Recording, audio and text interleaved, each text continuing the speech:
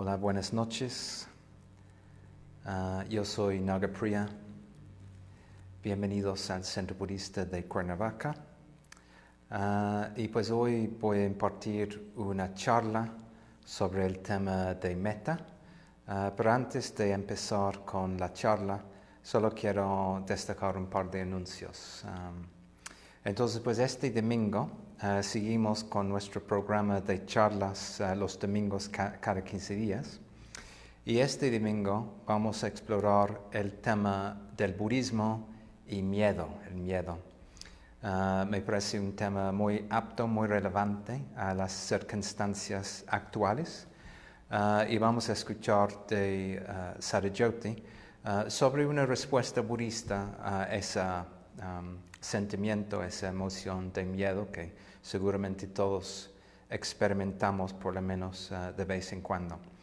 Entonces, pues el domingo empezamos con meditación a las 11 y después de un receso breve empezamos la charla más o menos a las 12:15, por ahí.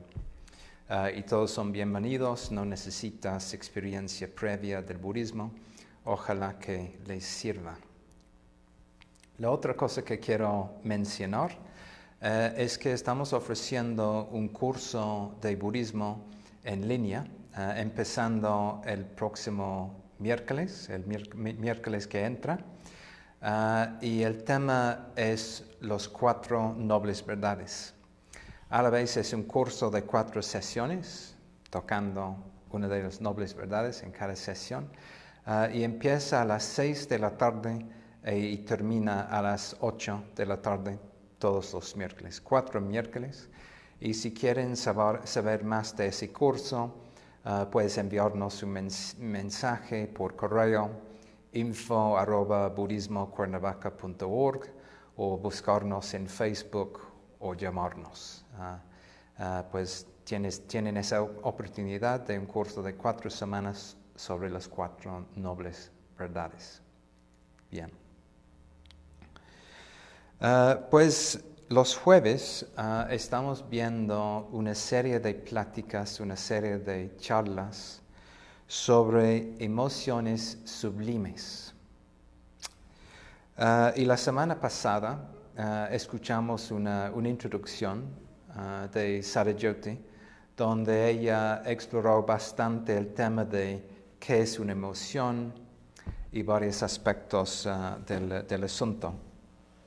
Y desde hoy empezamos a explorar una serie de emociones, una serie de emociones hábiles que nos ayudan a vivir de una forma más plena, de una forma más completa, de una forma más feliz. Y hoy la emoción que vamos a tocar se llama meta. Voy a regresar al ratito para explicar de qué trata meta, pero quiero de una manera repasar algunos de los puntos de la semana pasada, porque quizás algunos de ustedes no escucharon la charla de la semana pasada y a la vez creo que vale la pena hacerlo de todos modos. Entonces, pues más que nada, la semana pasada exploramos esta idea de una emoción. ¿Qué es una emoción? Que mientras hablamos de emociones todo el tiempo, me parece que cuando uno empieza a investigar, pues, en qué consiste una emoción, no es tan fácil identificar o discriminar cuáles son los elementos, ¿no?, de una emoción. Y siento que muy fácilmente lo que hacemos es confundimos una emoción con un sentimiento. ¿Cuál es la diferencia? Ahí hay toda una conversación larga, pero lo que me interesa sobre la palabra emoción es la emoción, que es algo que te mueve, es lo que quiero decir, es algo que te motiva, a hacer algo, es algo que te impulsa hacia la acción. Entonces no es simplemente un sentimiento pasivo que uno vive, sino es algo activo que impulsa acción. E incluso Satyajoti destacó la semana pasada que la emoción en sí es una acción, o en otras palabras, es un karma. Nuestras emociones son karmas. ¿Qué quiere decir eso? Quiere decir que nuestras emociones forman shape, como que dan forma a nuestro ser directamente, es lo que hacen. No son simplemente como frutos del pasado, sino nuestras emociones están activamente formando el yo del futuro. Entonces, para poner un ejemplo, si yo estoy constantemente expresando o viviendo con la base de la emoción de enojo, la persona que estoy formando para el futuro es un enojón. Voy a convertirme en un enojón y implica que cada vez va a ser más fácil fomentar o dar espacio a enojo en lugar de tranquilidad o paz o calma. Y entonces así somos. A través de las emociones que alimentamos, estamos creándonos de nuevo en personas de cierto tipo. Como digo, por un lado quizás estoy convirtiéndome en un enojón, o quizás por otro lado estoy convirtiéndome en una persona con paciencia y tranquilidad, así. Entonces, nuestras emociones son muy, muy importantes. Y no es que solamente pasan a nivel interno, sino obviamente expresamos nuestras emociones en el mundo.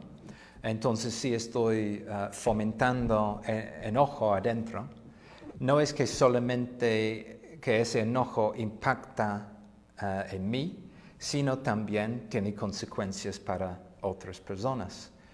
Usualmente, si uno está muy enojado, se expresa ese enojo con las otras personas, quizás usando palabras fuertes, quizás rompiendo cosas, quién sabe qué, ¿no? Pero las emociones tienen la tendencia de expresarse en el mundo, como de salir desde el corazón hacia el mundo afuera. Y de esa manera impactan en otros seres, no solamente nosotros mismos. Entonces, la situación es que nuestras emociones, en la primera instancia, tienen consecuencias para nosotros mismos, para nuestro futuro, impactan en nosotros mismos, pero a la vez tienen consecuencias para otras personas también. Y esas consecuencias pueden ser dañinas, o lo opuesto, puede ser consecuencias agradables, favorables para otros seres. Por eso es súper importante que ponemos atención en las emociones que estamos experimentando, viviendo, y aún más importante, que ponemos atención en las emociones que estamos cultivando. Una emoción no es un accidente, no es algo que simplemente pasa y ¿cómo pasó? No, una emoción es algo que estamos construyendo, cultivando. Y a la vez son cosas que podemos deconstruir o desalimentar, reducir, hasta soltar, ¿no? Para permitir que otras emociones después surjan. Bien. Entonces eso era realmente lo que quería repasar en cuanto a la charla de la semana pasada, la idea de las emociones, y particularmente esta idea de que las emociones son activas, no simplemente pasivas, y son acciones, son karmas. Bien, empezando hoy y durante las siguientes sesiones, vamos a ver una serie de emociones. A veces tengo la tentación de decir actitudes, y estaba intentando como distinguir entre qué es una emoción y qué es una actitud. Y quizás a veces pues es una cuestión de lenguaje, pero bueno, estamos hablando más de emociones, creo. Pero bueno, estamos viendo una serie de emociones que se llama los moradas sublimes. Voy a escribir esa frase. Moradas sublimes, o en Pali, Brahma Viharas. También voy a escribirlo. Brahma Viharas, que es una frase con mucho significado, porque seguramente varios de ustedes saben que Brahma es un dios de la tradición india, Brahma, y Vihara significa pues morada, como casita, ¿no? Entonces las Brahma Viharas, quizás podemos decir, son los lugares donde Brahma vive, o quizás en otras palabras son los lugares que son como la mente de Brahma, ¿no? Entonces Brahma es un dios, Brahma es un ser elevado, un ser espiritual. Entonces la idea es que esos lugares de la mente son lugares como muy refinados, muy elevados, muy hábiles, así.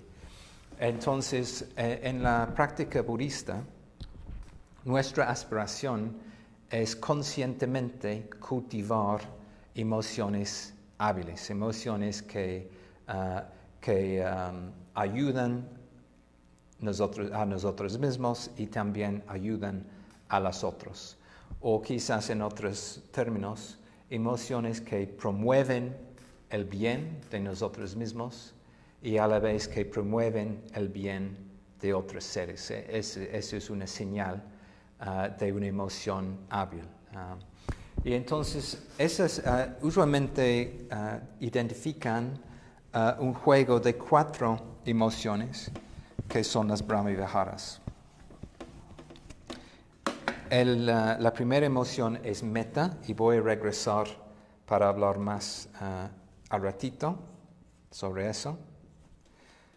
El segundo es karuna, que muchas veces se traduce como compasión, y la siguiente semana vamos a escuchar una charla sobre ese tema. Después tenemos mudita, y mudita es como alegría empática, es la tendencia de regocijar en los méritos de otras, ver sus cualidades, así favorecer su bien también. Y al final hay upekkha, y upekkha muchas veces se traduce como ecuanimidad. Y ecuanimidad es el sumo, o la suma de esas 3 emociones juntos, realmente podemos decir. Pero no voy a entrar en más detalles sobre los Brahma Viharas porque vamos a verlos poco a poco en las siguientes semanas. Voy a regresar para hablar sobre metta.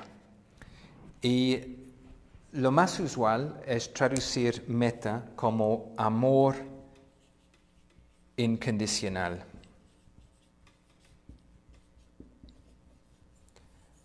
También muchas veces se traduce como bondad, quizás bondad sin límites, puede ser otra traducción.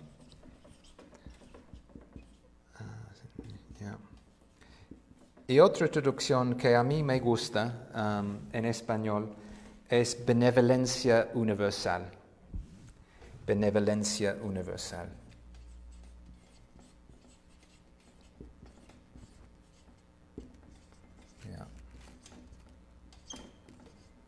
Entonces vamos a explorar en más detalle qué quiere decir esta idea de metta y de qué trata esta emoción ¿Qué es meta?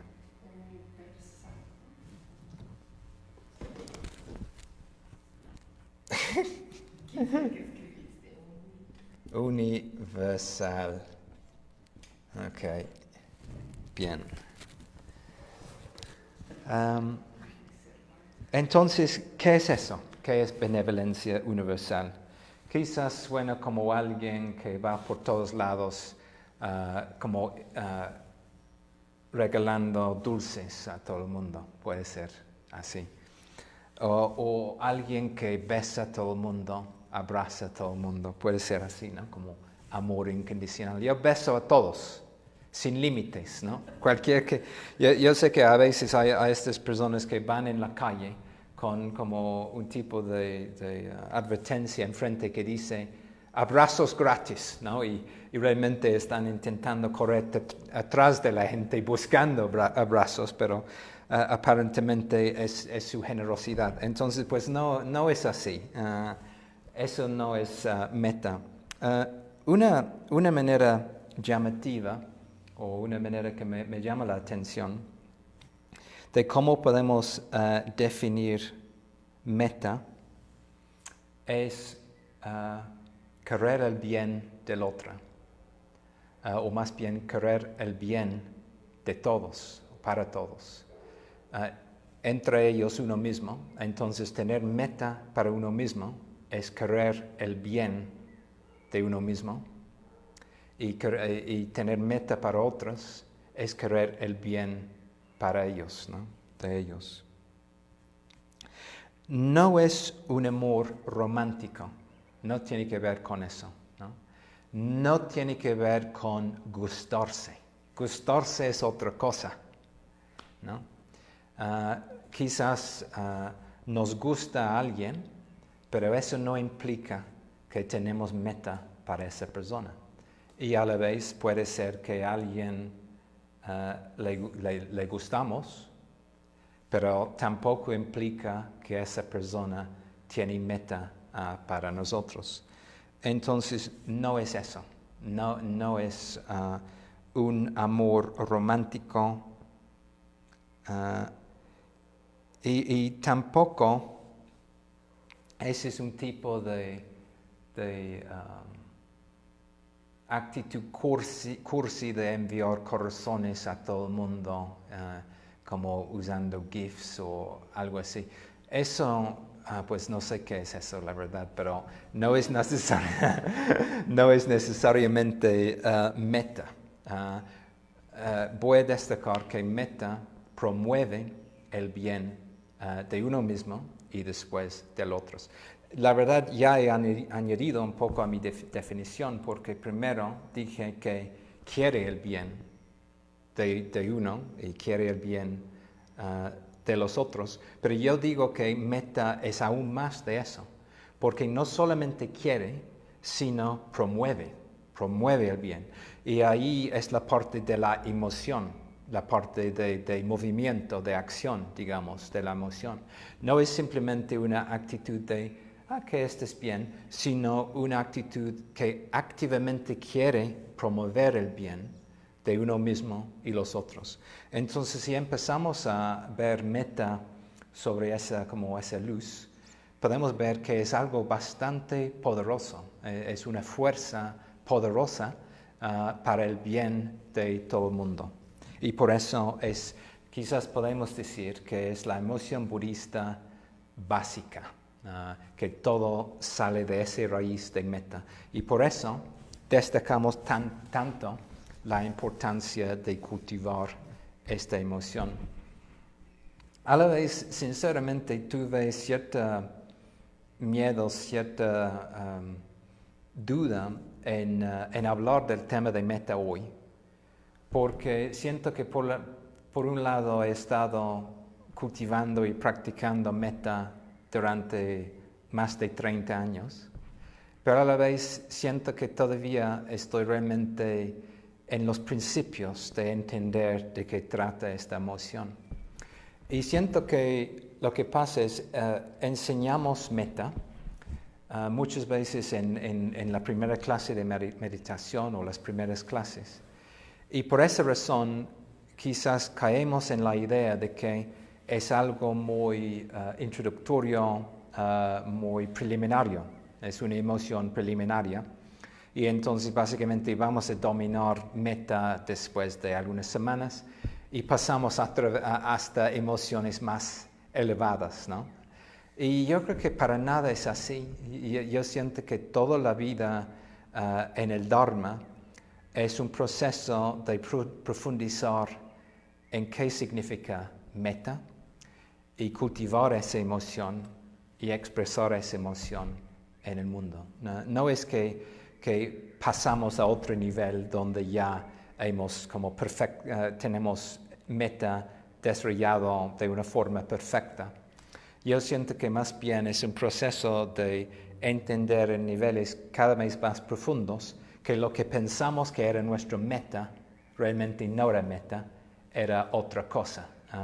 Era como un tipo de amor exclusiva o un tipo de simplemente alguien que nos agrada y no es meta, ¿no?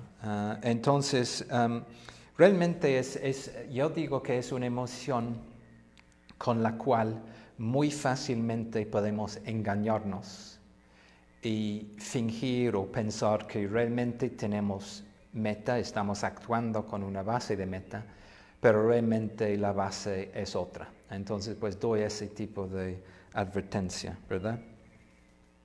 Bueno, pues voy a ir un poco adelante, quizás suene un poco extraño, pero encontré una cita de la Biblia que quería compartir hoy, que me gustó, y es de Corintios 13, versos 4 hasta 6. Voy a leerlo.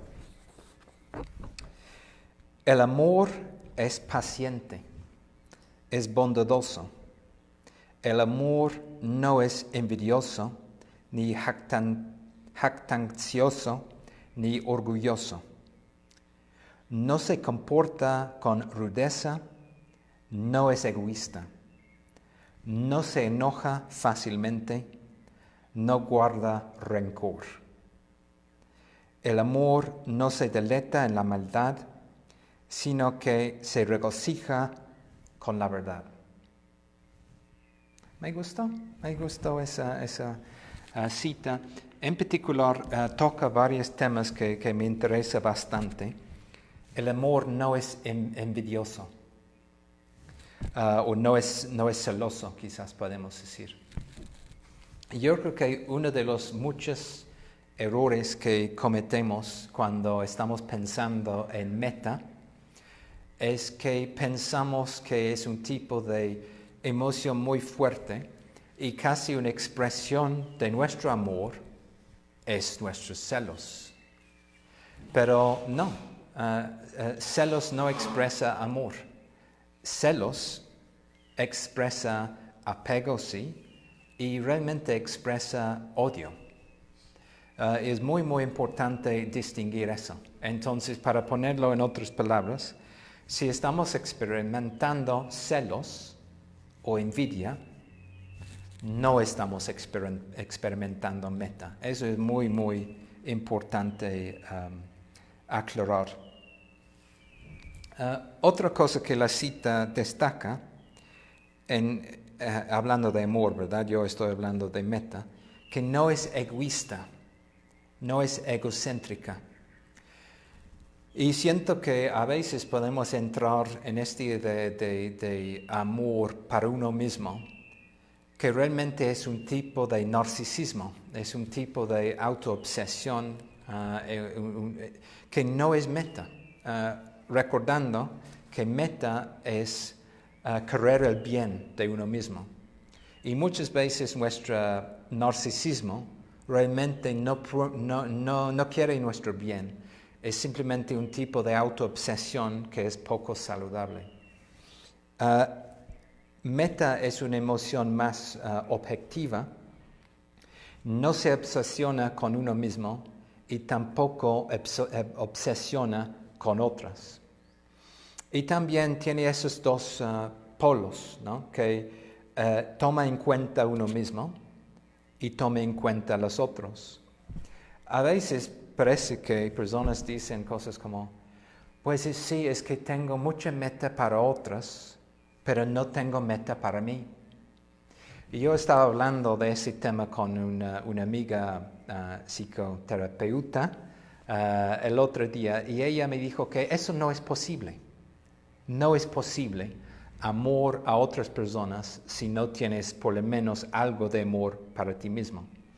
Entonces, me parece importante que reconocemos que Meta tenía esos dos polos. El polo de cultivar amor para uno mismo, sí, pero también el amor hacia los otros.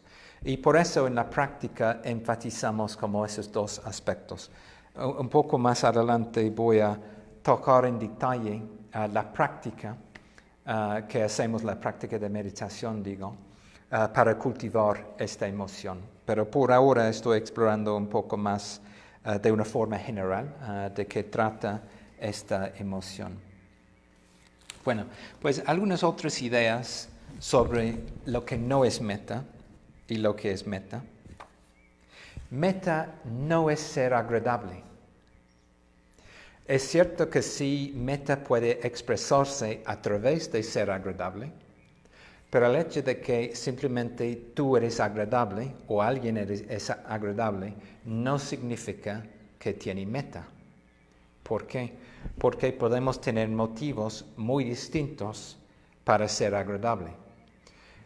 Puede ser que estamos agradables porque simplemente queremos evitar conflicto, o puede ser que estamos actuando de una forma agradable porque queremos que la otra persona nos quiere, ¿no?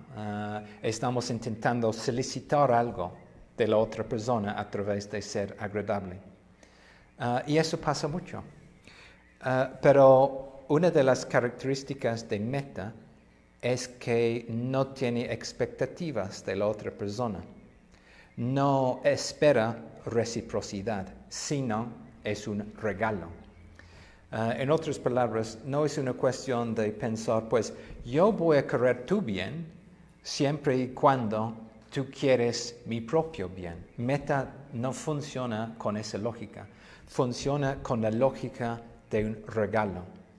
Yo doy mi meta, yo doy mi aspiración que tú estés bien como un regalo y a ver qué pasa. Yo no puedo controlar tu respuesta.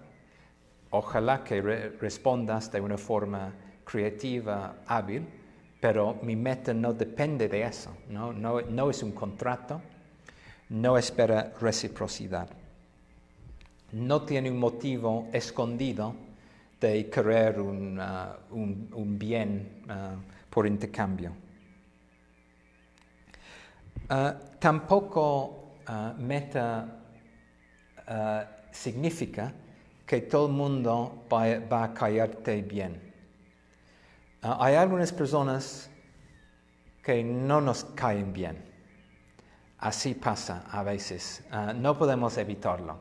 Quizás es su cabello, quizás es su nariz, quizás es su forma de hablar, su forma de caminar, quién sabe qué, ¿no? Puede ser muchas cosas, hasta su conducta, obviamente, puede ser su comportamiento, y puede ser que incluso que su comportamiento es feo, ¿no? Es torpe. Entonces, no es que a través de cultivar meta estamos intentando llegar a un punto donde todo el mundo nos cae bien. Eso nunca va a pasar. Y me parece muy, muy importante distinguir entre tener meta para alguien y que la persona me cae bien, ¿no? Porque si pienso que, pues tal persona no me cae bien y pienso que eso implica que no puedo tener meta, pues voy a intentar convencerme que sí, la persona me cae bien, pero no es cierto. Entonces necesitamos empezar a relacionarnos con la gente con otra base, que no es una base de sí me gusta esta característica que tiene, o me gusta su forma de hablar, o tenemos pasatiempos en común, o algo así, meta va más allá de todo eso. Como estoy enfatizando, tiene esa base de querer el bien de los seres y promover ese bien. Así es meta. Tampoco meta implica o significa que uno nunca debería criticar a alguien más. Siento que a veces hay una visión del budismo y los budistas que después todos somos súper lindos y súper amables con todos y no decimos nada que a alguien no le gusta y así. Y yo siento que no es así, eso no es muy real realmente esa visión de la práctica budista. ¿Por qué? Porque a veces es importante indicar a alguien que algo que él o ella está haciendo está en la primera instancia causándole daño y en la segunda instancia causando daño hacia otros seres. A veces es importante señalar eso, ¿no? Eso no implica, el hecho de que estamos señalando que el comportamiento de alguien es dañino, no implica que no tenemos meta para ellos. Implica lo opuesto. Implica que sí tenemos meta para esta persona porque estamos preocupados que su conducta está promoviendo sufrimiento en la primera instancia para él o ella mismo y en la segunda instancia para otros seres, ¿no? Pero obviamente tampoco implica que de pronto vamos a como criticar a la gente todo el tiempo y desde nuestra perspectiva superior señalar todos los errores. No estoy indicando eso. Solo estoy mencionando que sí, meta es compatible a veces con críticas o señalamientos en cuanto al comportamiento de los otros. No es una cuestión de siempre resistir, decir realmente lo que deberíamos decir, ¿no? Con nosotros. Bueno, he señalado varias cosas de que no es meta, ¿verdad? Quizás me gustaría decir otras cosas de qué trata, ¿no? ¿Cuáles son las características? Es imparcial, es una actitud imparcial. Entonces, no dice que sí, voy a dirigir mi meta hacia esta persona que es bonita, pero no hacia esta persona que no me parece bonito. O voy a dirigir mi meta sí hacia los mexicanos, pero no hacia los extranjeros. O lo opuesto, voy a dirigirlo a los extranjeros y no a los mexicanos. No, es imparcial. No discrimina. Todos los seres valen nuestra meta.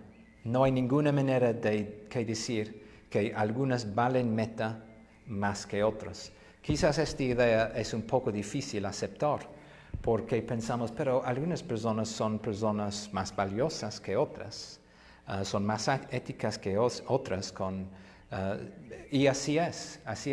Pero meta no juzga de esa manera.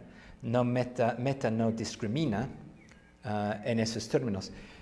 Mira, si estamos hablando de hacer amigos con personas, quizás vamos a decidir hacer amigos con algunas personas, sí, y con otras no. Pero meta es un regalo imparcial, un regalo universal hacia todos los seres. No tiene una base de justicia. Entonces no es una cuestión de que, pues esta persona merece mi meta, la meta, y esta persona no merece porque hace cosas feas. No tiene que ver con merecer. No tiene que ver con si la persona vive una vida ética o si no vive una vida ética. Simplemente tiene que ver con el regalo de querer el bien de los otros seres. Y estaba como reflexionando un poco en esta idea de querer el bien de otros y promover el bien de los otros. Y estaba pensando, ok, eso suena bien. ¿Y cuál es el opuesto de eso? ¿Cuál es lo opuesto, de querer el bien y promover el bien. Yo estaba pensando es impedir el bien, obstaculizar el bien de otros seres. Y me parece muy buena pregunta preguntarnos si hacemos eso, por lo menos de vez en cuando, o por lo menos en relación con algunos seres. Si en lugar de promover su bien, realmente estamos obstaculizando su bien. Yo recuerdo una cita de mi maestro, nuestro maestro Sangharakshita, y él estaba hablando, sobre el primer precepto que tiene que ver con soltar la violencia y precisamente cultivar metta. Y él dijo, ¿en qué consiste la violencia? Y él dijo que la violencia consiste en obstaculizar el florecimiento de otros seres. Y yo pensé, wow. No dijo como golpear a los otros seres, obviamente eso, pero obstaculizar el florecimiento de otros seres. Eso quiere decir que, mira, los seres quieren florecer. Su naturaleza es florecer. Y la cuestión es si nosotros estamos cooperando con eso, si nosotros estamos promoviendo, asistiendo en su florecimiento, o si estamos impidiendo su florecimiento. Entonces, pues si estamos impidiendo su florecimiento, no estamos viviendo con metta. Bueno, a veces se habla de la idea de enemigos de metta, ¿no? Y la verdad, cada uno de los Brahma Viharas que vamos a explorar durante estas siguientes charlas tienen sus enemigos. Y a veces hablan de enemigos cercanos y enemigos lejanos. Los enemigos lejanos son fáciles ver porque son todo lo opuesto, ¿no? de la emoción. Entonces, si pensamos en los enemigos de metta, pues ¿cuál es el enemigo más obvio de amor?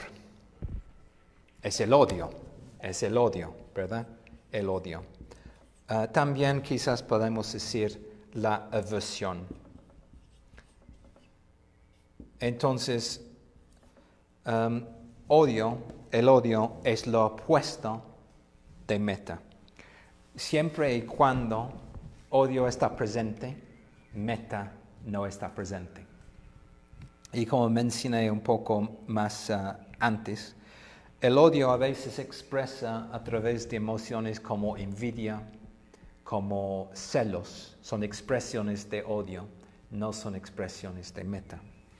Pero también estaba pensando que hay enemigos más cercanos que parecen un poco como metta, pero no son metta. En la tradición Pali, en el idioma Pali, la emoción que identifican como el enemigo cercano se llama pema. Y pema es un tipo de afecto pegajoso. Afecto pegajoso. En inglés, sticky affection. Sticky, ¿no? Y eso es muchas veces el tipo de afecto que tenemos en situaciones románticas, ¿no? Es un afecto pegajoso. Y mientras a veces pensamos que queremos el bien del otro, realmente lo que queremos es que el otro haga lo que queremos. Es muchas veces lo que realmente queremos con este tipo de amor. Y a veces este amor se convierte en un tipo de control, el intento de controlar el otro, pero muchas veces disfrazándose con esta idea de amor, ¿no? Entonces se usa el lenguaje de amor, pero las acciones son acciones de control. Yo recuerdo que hace algunos años fui a un festival en Inglaterra que se llama Buddhafield. Es un festival afuera en el campo, donde siempre llueve mucho y hay mucho lodo. Y es como llegas como completamente empapado con la lluvia y con el lodo y así. Pero bueno, es un festival budista, pero también se invita al festival varios otros grupos espirituales, digamos, o grupos de viajeros, podemos decir, personas que no viven solo en un lugar. Y estaba en un tipo de lectura de poesía. Era un lector de poesía. Y este joven se puso enfrente de todos con el micrófono y empezó a leer un poema que aparentemente era sobre cómo él amaba a todo el mundo. Pero estaba hablando de una manera que para mí solo expresó odio. Pero estaba hablando todo el tiempo sobre la idea de amor universal así, y expresando su odio hacia el gobierno, hacia la policía, hacia todo, ¿no? Y que todos ellos son enemigos de nuestro amor universal. Y me pareció tan extraño que por un lado una persona estaba empleando este lenguaje de amor de una forma muy explícita, pero toda su forma de expresarse, incluso las palabras del poema en sí, estaban expresando odio. Y para mí fue muy difícil como cuadrar esa situación. Pero yo siento que a veces nosotros actuamos de esa manera. Usamos el lenguaje de amor, pero realmente lo que estamos expresando es otra cosa, ¿no? Es el deseo para control, es el deseo para que el otro nos ama, es el deseo para que la persona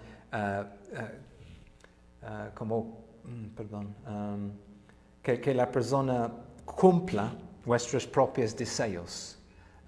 Y eso no es amor, eso es necesidad, eso es demanda realmente, no es amor. Bueno, regresando a ese tema de que a veces pensamos que... Sí, tenemos una pregunta, sí. Ese tema, para mí hay una palabra que le expresa mucho, a ver si estás de acuerdo, que es la posesividad. Posesividad, ok. ¿Qué opinas? Sí, posesividad, me parece que sí tiene ese ¿no? Pegajoso, es pegajoso, sí.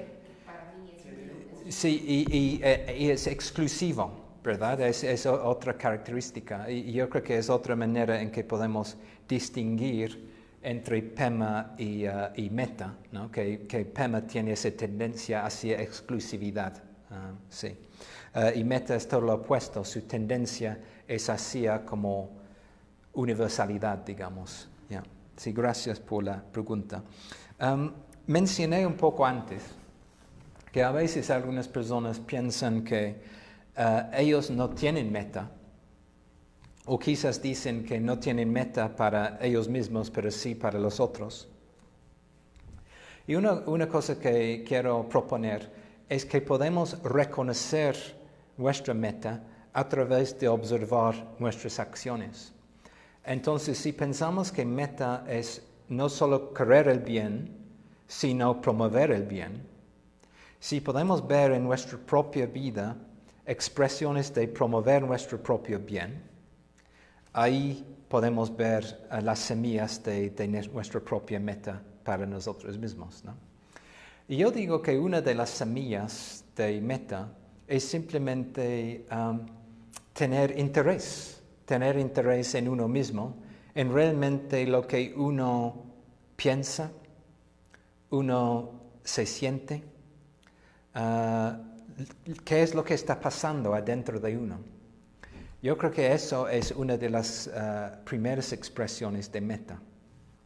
Y quizás lo que descubrimos son muchas cosas, quizás vamos a descubrir mucho enojo o muchas ideas confundidas. Está bien, pero siento que con este interés, con esta aspiración, digamos, de conocer, de saber lo que está pasando adentro de nosotros, estamos empezando en el camino de meta.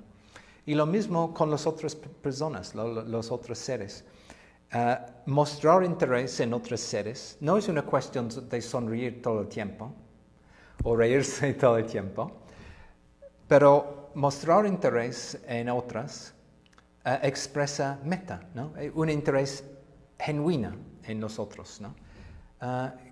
¿Cómo estás? ¿No? Y no cómo estás como esa pregunta social, sino con un interés genuino, una curiosidad genuina para saber, para entender cómo es tu vida, ¿no? Cómo estás viviendo este momento.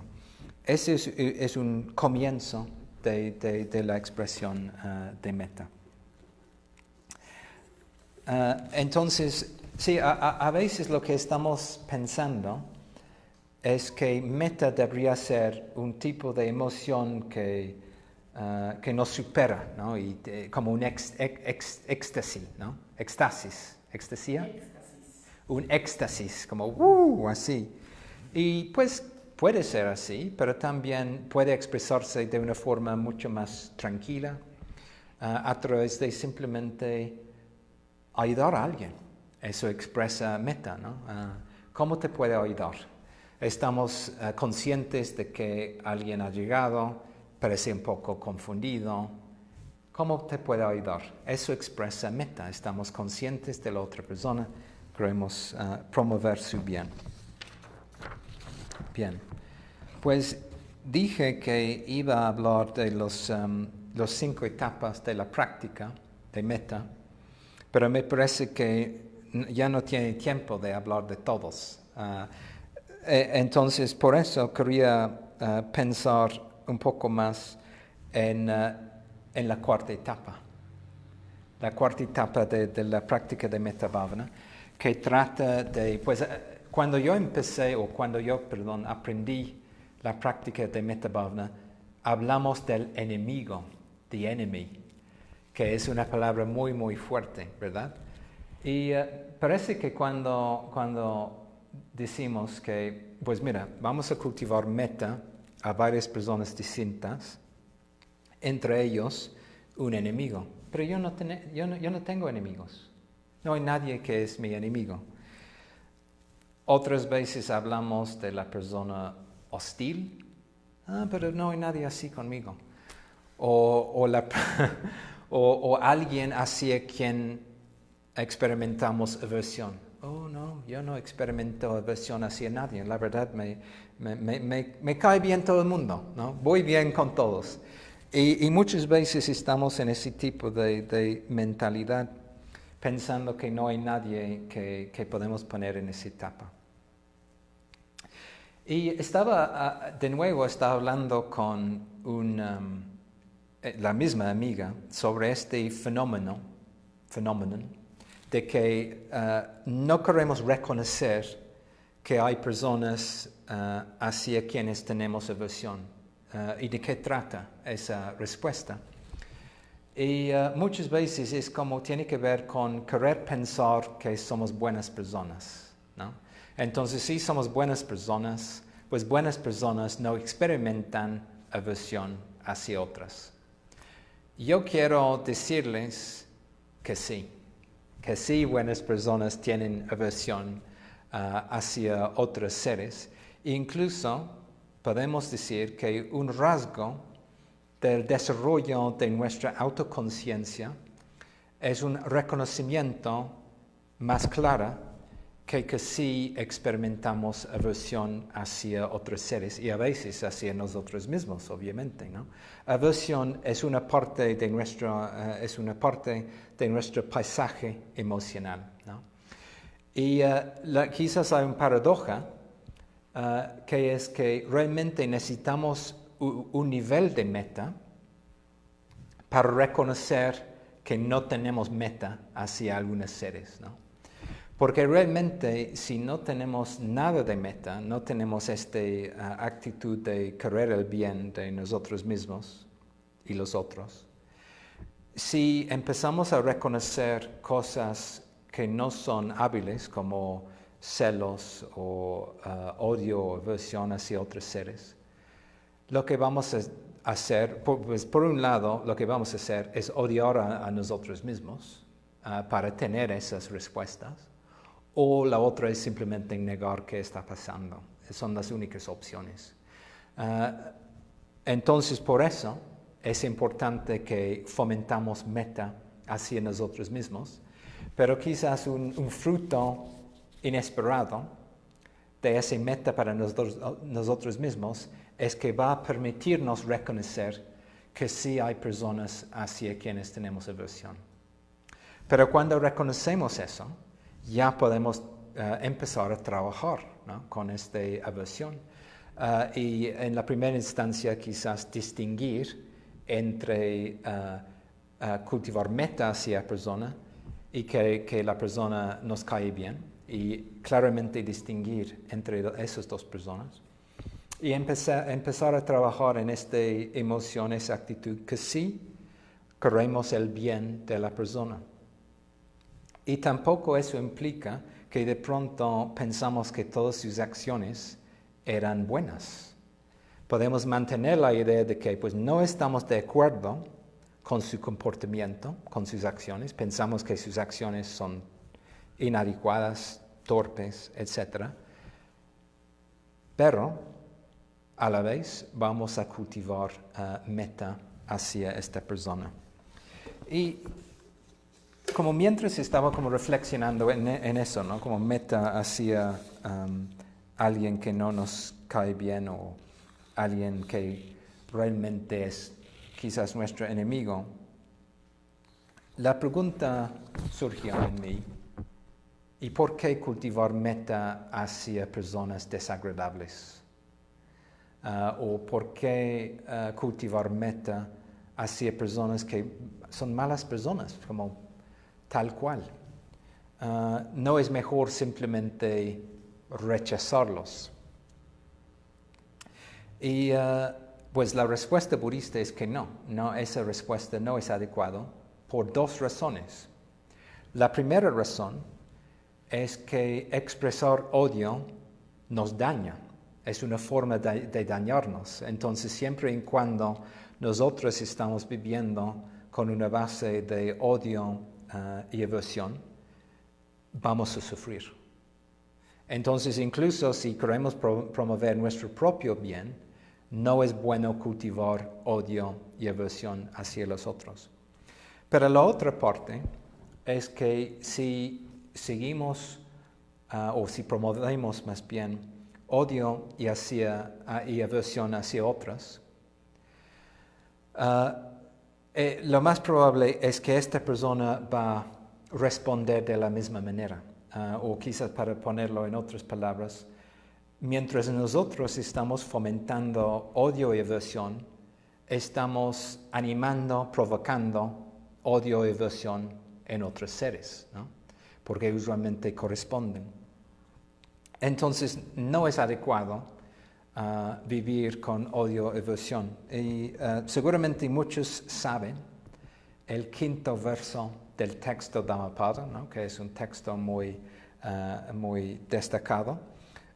Y voy a terminar la plática con leer ese verso. La enemistad nunca puede ser disipada por medio de la enemistad. Solo puede ser disipada por medio de la bondad. Esta es la ley eterna. Entonces, pues, en resumen, esa es la razón por cultivar metta, porque metta es la manera en que vamos a superar odio, aversión, así. Y metta es la emoción a través de que vamos a promover un mundo más bondadoso, un mundo que permite más amistad, un mundo que permite más amor, más cercanía, y además un mundo que permite y promueve que cada vez más seres se acercan a las enseñanzas budistas y a la iluminación. Entonces, pues, muchas gracias por escuchar. y nos vemos en la siguiente charla.